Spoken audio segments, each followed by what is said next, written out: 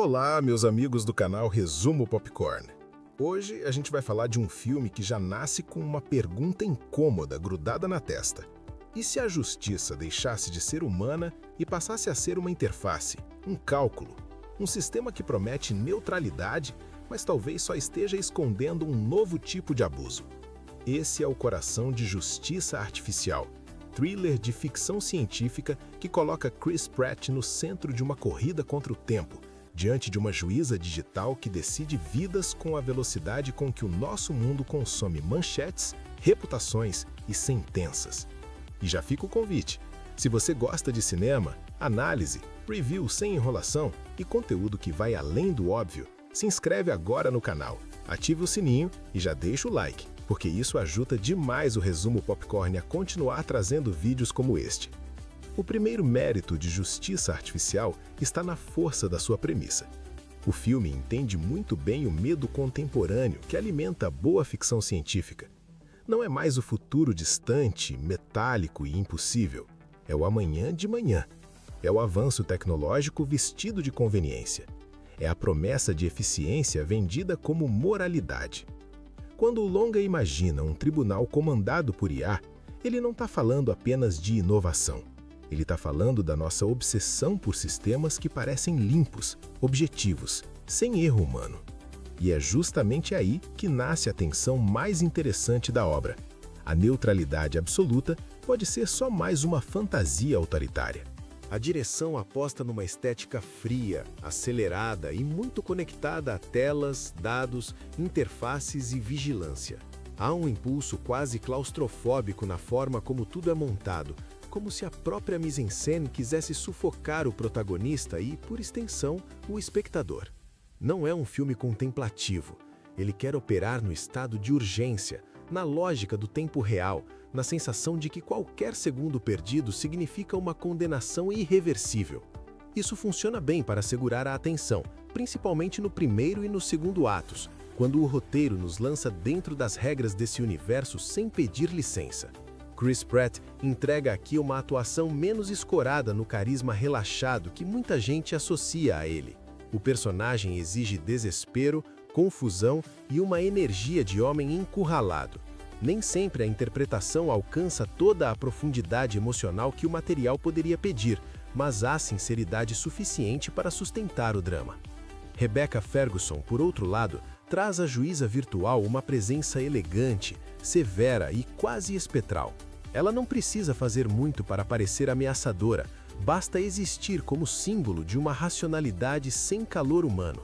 Kali Reis ajuda a manter o filme em movimento e traz uma fisicalidade importante para cenas em que a narrativa precisa sair do discurso e entrar na ação. Agora, onde Justiça Artificial acerta de verdade? Na provocação. O longa cutuca discussões muito atuais: vigilância total, coleta de dados, presunção algorítmica, a substituição da dúvida pela estatística. Ele nos convida a pensar se a justiça continua sendo justiça quando deixa de admitir imperfeição e passa a tratar a vida humana como um dossiê fechado, organizado em percentuais, cruzamentos e projeções. O filme entende que o verdadeiro terror não está numa máquina maligna no sentido clássico, mas numa máquina legitimada, aceita, institucionalizada. Ao mesmo tempo, o longa também tropeça justamente naquilo que poderia torná-lo memorável. Em vários momentos, ele parece mais fascinado pelo mecanismo do suspense do que pelo peso filosófico do que construiu. Em vez de mergulhar até o fim nas contradições morais desse sistema, prefere correr para reviravoltas, explosões narrativas e confrontos mais imediatos. Isso não destrói a experiência, mas limita o impacto. Você sai do filme estimulado, mas talvez não devastado como uma premissa dessas permitiria. Ainda assim, como obra de entretenimento, Justiça Artificial funciona. Ele tem ritmo, conceito, atmosfera e uma ansiedade muito bem encaixada no espírito do nosso tempo. Não é o tipo de ficção científica que quer te encantar com grandiosidade visual. É o tipo que quer te deixar desconfortável com o quanto esse mundo parece plausível. E isso por si só já vale bastante. Atenção, a partir de agora, spoiler.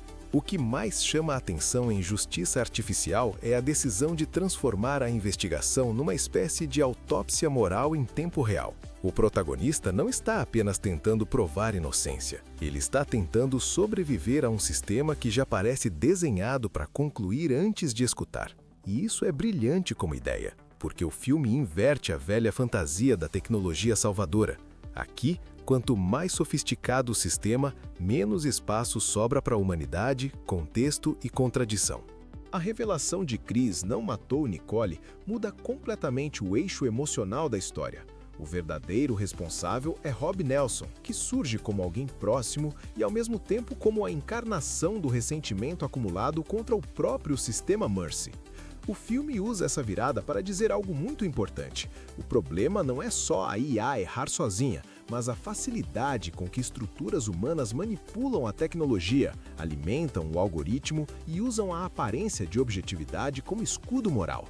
Em outras palavras, a máquina não absolve ninguém, ela apenas redistribui a culpa de forma mais confortável. Esse é, para mim, o ponto mais forte do terceiro ato. O filme não chega a ser genial, mas acerta quando mostra que sistemas totalizantes não eliminam o caos humano. Eles só o reorganizam em linguagem técnica. Rob carrega uma motivação de vingança, e essa motivação é dramaticamente eficaz, porque nasce de uma ferida real, a crença de que o sistema já destruiu inocentes antes. Só que o longa também escolhe um caminho um pouco contraditório. Em vez de levar a crítica da IA às últimas consequências, ele prefere sugerir que o sistema em si talvez não seja totalmente o vilão, e sim os humanos que o alimentam. É uma escolha narrativa válida, mas também confortável demais para um filme que parecia disposto a encarar questões mais radicais. O final tem energia, tem urgência, tem aquela cara de clímax montado para manter o espectador preso até o último segundo. Funciona como suspense, funciona como corrida contra o relógio, funciona como cinema de consumo rápido com tema contemporâneo, mas talvez funcione menos como grande reflexão sobre justiça, porque se aproxima de um desfecho que quer resolver a crise no plano da conspiração individual e não no plano estrutural. A pergunta que fica é: se o problema fosse só um homem manipulando o sistema, bastaria removê-lo? O próprio filme parece saber que não, mas não tem coragem total de encarar esse abismo. Ainda assim, eu diria que Justiça Artificial merece ser visto. Não porque seja um marco absoluto do gênero, mas porque ele toca num nervo real do presente. A ideia de entregar decisões humanas a processos automatizados já não soa como ficção extravagante, soa como tendência. E o filme ganha força justamente quando nos obriga a perceber isso.